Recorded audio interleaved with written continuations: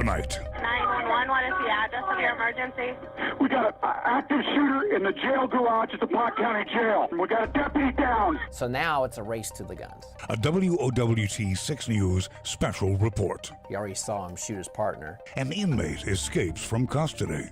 Oh my God, my boyfriend just shot! Your boyfriend's been shot? A suspect now armed with 2 guns. A massive manhunt across state lines. Had that gun not jammed, maybe we've got a whole different situation. As a community grieves. He put himself out there every day to help protect all of us, and we don't think about that. We just don't think about that. Investigators try to figure out how he did it. Somehow he had either got a key, made a key, or picked it somehow. For the next half hour, exclusive access as investigators assemble the evidence to lock up a suspect for life. We've captured everything on video. Audio, video, photos, you name it. Pretty much from beginning to end is all captured. That never happens, does it? It never happens. Brian Mastre reports, deputy killed inside the state's case. Good evening, I'm Brian Mastre. We're coming to you tonight from Pottawatomie County District Court in Council Bluffs. Jury selection was supposed to begin this morning in this courtroom for the man accused of killing a deputy. It never made it this far. 6 days ago, Wesley Correa Carminati changed his mind. He pleaded guilty this morning to everything. He'll spend the rest of his life in prison.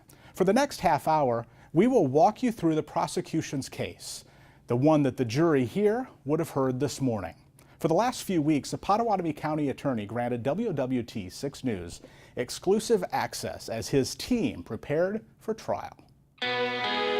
This is breaking news. Gunfire at the Pottawatomie County Jail in the past hour. Scanner reports indicate an inmate has escaped with a gun and an officer is down. Monday morning, May 1st, 2017.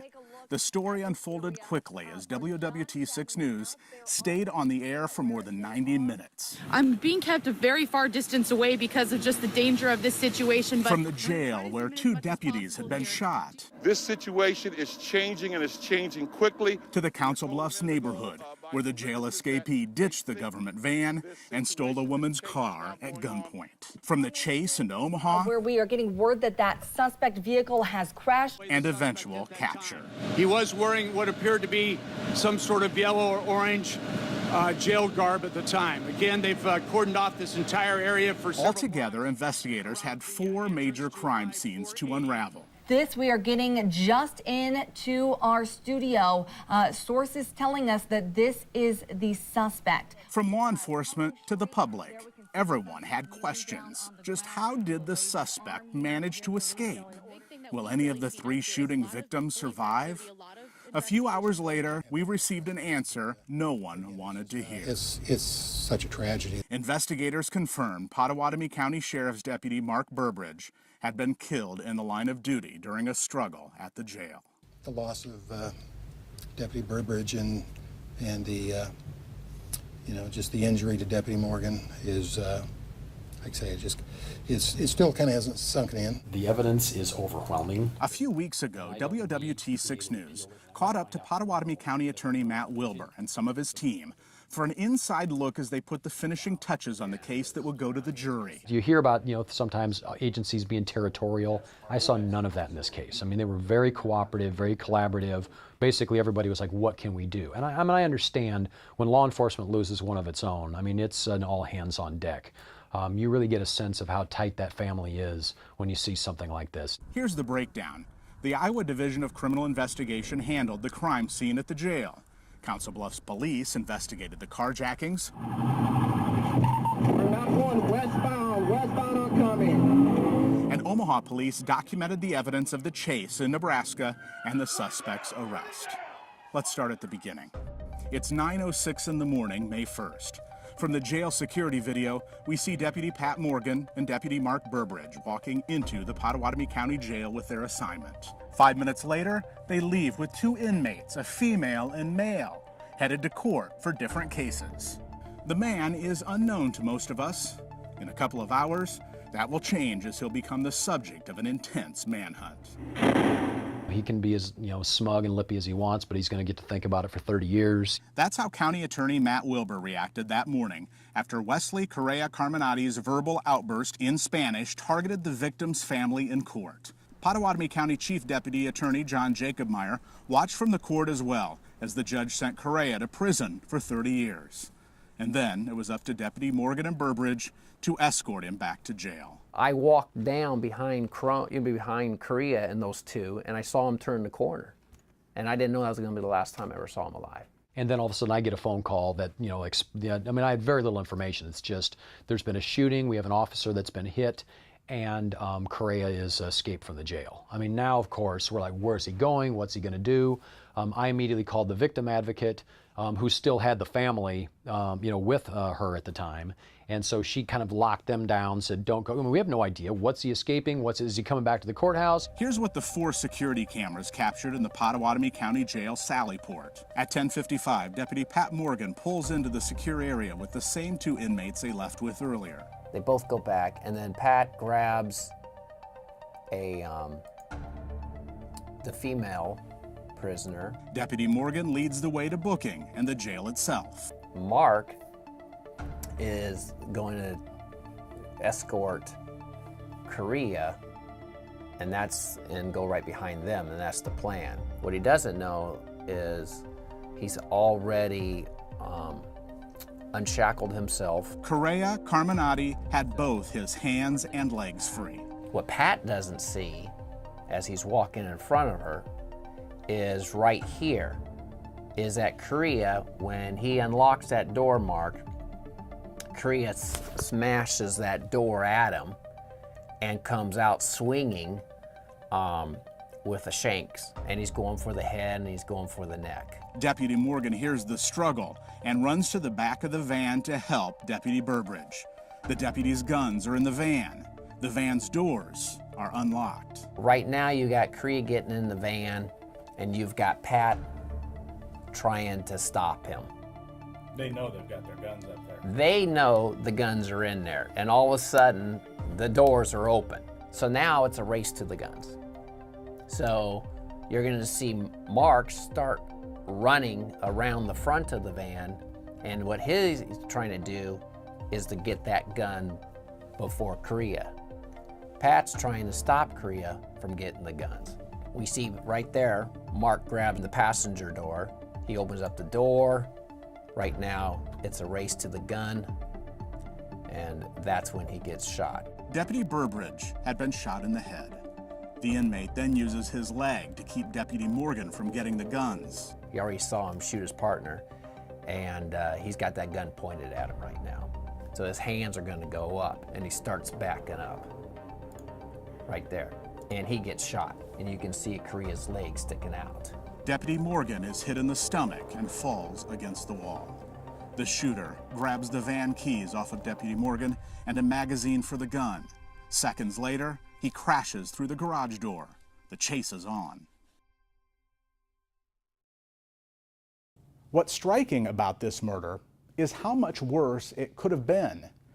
Don't get me wrong, the tragedy of that day devastated Deputy Burbridge's family and friends, and thousands of strangers, along with the law enforcement communities around the world, grieved. But in a series of fortunate events, Correa Carminati found himself out of ammunition.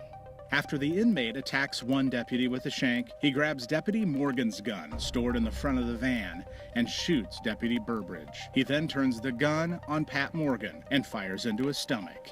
Investigators say Correa pulled the trigger again. Had that gun not jammed, maybe we've got a whole different situation in the Sallyport.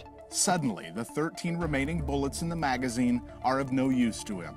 So the prisoner grabs Deputy Burbridge's gun in the front of the van and crashes through the garage door to freedom.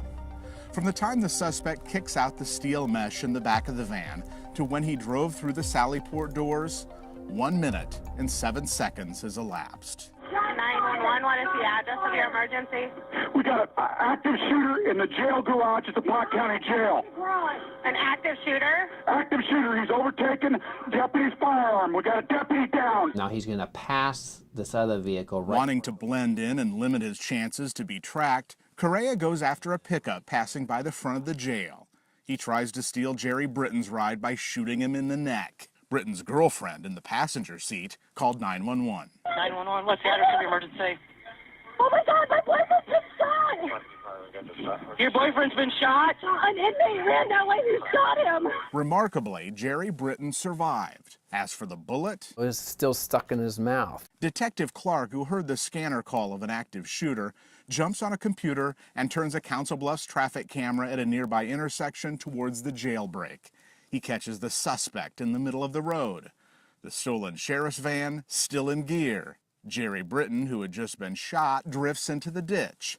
The shooter, it turns out, was out of bullets. He popped a button, whether he did it on purpose, thinking it was a safety, or whether or not he just accidentally gripped it, but he dropped the mag, and then all of a sudden he's got one bullet in the chamber, and then it's an empty gun. The one bullet in the chamber was used on the pickup driver. The drop magazine, full of ammo, was later found by investigators in the middle of the intersection. Wesley Correa Carminati keeps the gun and continues to use it as a threat. After all, only he knew it was out of bullets. A few blocks later, he swaps the jail transport van at 25th and Avenue I in Council Bluffs and carjacks a woman's black Nissan. Then figures out it's a stick shift and he can't drive a manual, and then kind of orders her back in. She kept her cool, you know, kind of helping talk him through the process of learning how to drive a stick shift while he's holding her at gunpoint, you know, for a period of time. I mean, it's pretty amazing, you know, even then that she was allowed, you know, got herself talked out of that vehicle. After a terrifying ride, she got out near this Omaha liquor store at 30th and Laurel. Soon, I am behind the car. I am in pursuit. Omaha police pick up the trail of her stolen sedan on 30th Street. 75 miles per hour. As the escaped inmate approaches Cummings Street, our Mike McKnight spots the chase. Little did he know the action would come back to him. Correa zips westbound on Cumming, reaching 90 miles per hour, only to make a U-turn at Saddle Creek. He's coming back, and Omaha police are ready with stop sticks. He hit the stop stick at 40th and Cumming. No longer with 4 good tires, Correa cannot navigate the turn onto the Interstate 480 ramp and slams into the wall. It's over. Driver in the car! Come out the car with your hands up! Correa eventually complies and gets out. Had you know, he not dropped that mag, maybe we've got a problem. We've got a shootout as he gets you know, apprehended in Omaha. It's been just 106 days since Omaha police arrested the suspect. That is a remarkably short period of time to go from an arrest to a sentencing in capital murder. But even if investigators had extra time to investigate, we may never know some of the details, and it all starts with the escape. He pretty well confessed everything. The one thing he did not want to give up was how he got out of the shackles. You can still see the handcuff belt on him, but his hands are free now. And it's my own speculation. I believe he just viewed that as that's information he may find useful in the future and didn't want to tip people off, you know, to that. Did he somehow get a key? Or did he pick the lock? His defense attorney didn't know. I didn't ask him, he didn't tell me, and it wasn't particularly relevant to my representation. I've got a shank here. And how did Correa get this? Investigators assumed the shank that he went after Deputy Burbridge with was hidden in his hair. It was so dense, investigators said, an X-ray couldn't see through it. A search warrant later forced a haircut. And just what is the procedure for guns in the Sally Port?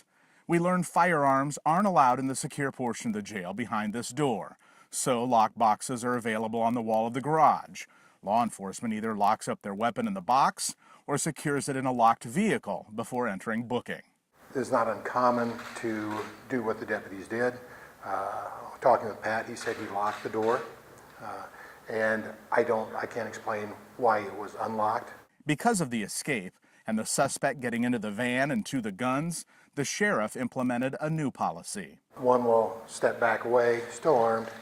The other one will secure his weapon, then open the doors and get the people out, and then take them inside. Then the other deputy, once they're secured in there, will secure his weapon and go inside.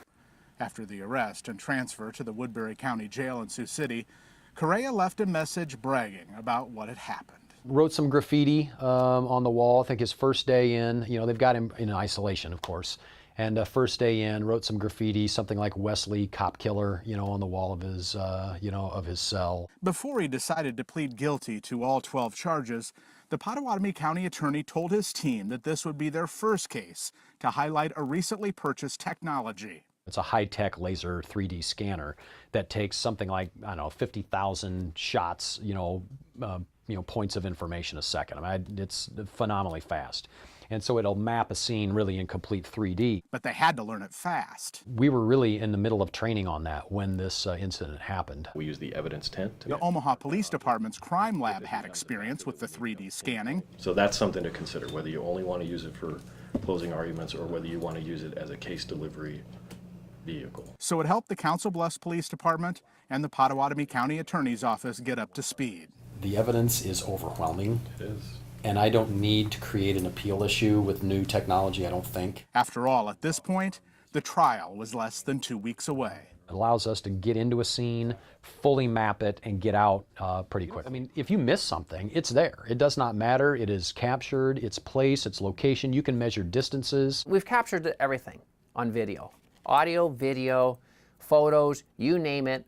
Pretty much from beginning to end is all captured. That never happens, does it? It never happens. Because of that, the 3D scan allows prosecutors to easily assemble the case on computer. Our department's learning it, right.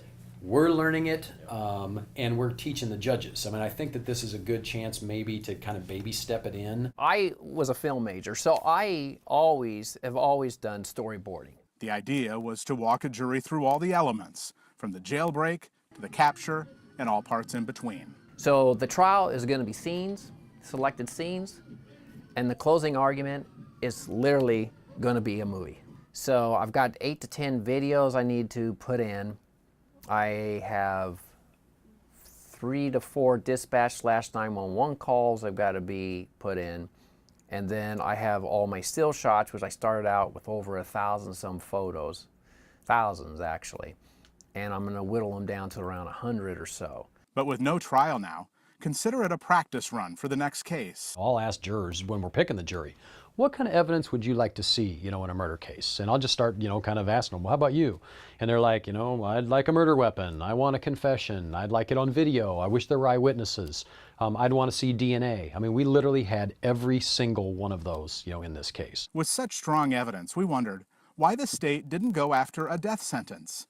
While Iowa does not have the death penalty, Correa could have been tried and sentenced under the federal death penalty. The problem? Because he was sentenced for a different crime in state court before he killed Deputy Burbridge, the feds would have to wait until he served that sentence, 30 years, before the death penalty phase would even begin. I want to admit to a little bit of selfishness on behalf of not maybe just me, but on behalf of our entire system here.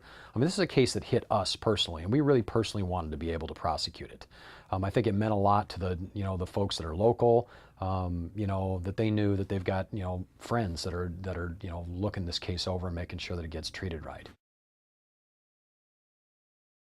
The state wanted this case tried in Potawatomi County, where the murder took place. After all, Deputy Burbridge had been in the courthouse, had been in this courtroom a short time before he was killed. Prosecutors worried if they could keep their emotions in check during the trial.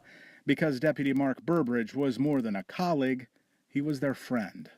Since Wesley Correa Carminati pled guilty to all the charges this morning, they didn't have to test it. How do you plead to that charge? Guilty or not guilty?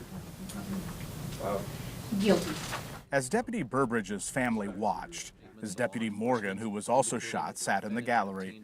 12 times Correa Carminati, through an interpreter, said the word Guilty. The defendant would like to say before the court imposes sentence? I don't believe so, Your Honor. For sentencing. He'd made a shank out of a toothbrush.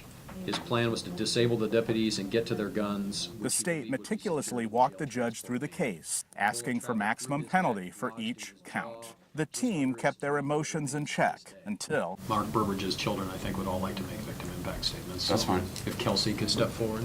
The deputy's children asked to address the court. May 1st, 2017 was undoubtedly the worst day of my life. That day started off like any other Monday. I had just gotten home from taking what was supposed to be my first final of my last semester of college. I made an early lunch and jumped in the shower. When I got out, I had a missed call from my mom. She said, Kels, it's your dad. An inmate tried escaping today. Your dad was shot and he didn't make it. I lost it. I've never referred to you by your name, so I'm not gonna start now. But this is to you, the one that tore our worlds apart, and that is to me anything but a human being. You're a monster.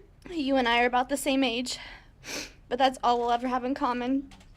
Well, I've been growing up and paving a bright path for my life. You've been tearing yours apart. Correa listened, but at times looked like he was smirking. There are also traditions we haven't even experienced yet, and now we never will.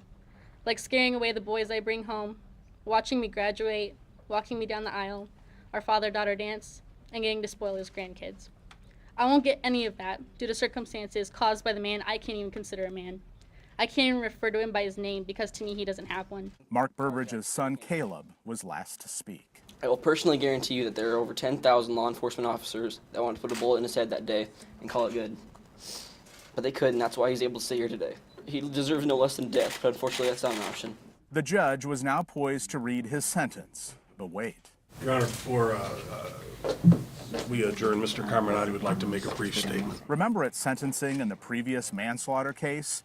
He re-victimized the victims, saying their dead loved one got what he deserved.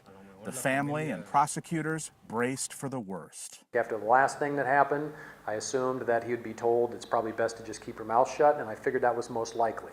I said it is possible that he'll be apologetic. I consider that to be the least likely. And I said the third possibility is he's going to say something horrible and rude, and you just have to, we just have to get through it. Sé que es un policía y yo soy un delincuente. I know that he was a police officer, and I am a criminal. In the 5 minutes he spoke through an interpreter, Wesley Correa Carminati showed remorse for the first time. The family of the person that died thinks that I am a monster. Y entiendo su dolor. And I understand their pain. Maté a su padre. I killed their father. A lo mejor no me creen cuando yo digo que en realidad no quise matarlo. Perhaps they won't believe me when I say that in reality I didn't want to kill him. En realidad me caía bien. In reality, I liked him. Era de las personas que te preguntan si todo va bien en tu caso, cuándo te vas para tu casa. He was one of the people that will ask you, how is your case going? When are you going home? His actions, however, speak for themselves. The 24-year-old will be spending the rest of his life at the Iowa State Penitentiary. In Iowa, life means life. If we'd have had the death penalty, we'd have certainly looked at seeking it in this case, but we don't. But life means life. It means you get carried out of prison in a box, and I wanted to be able to say that I could guarantee that.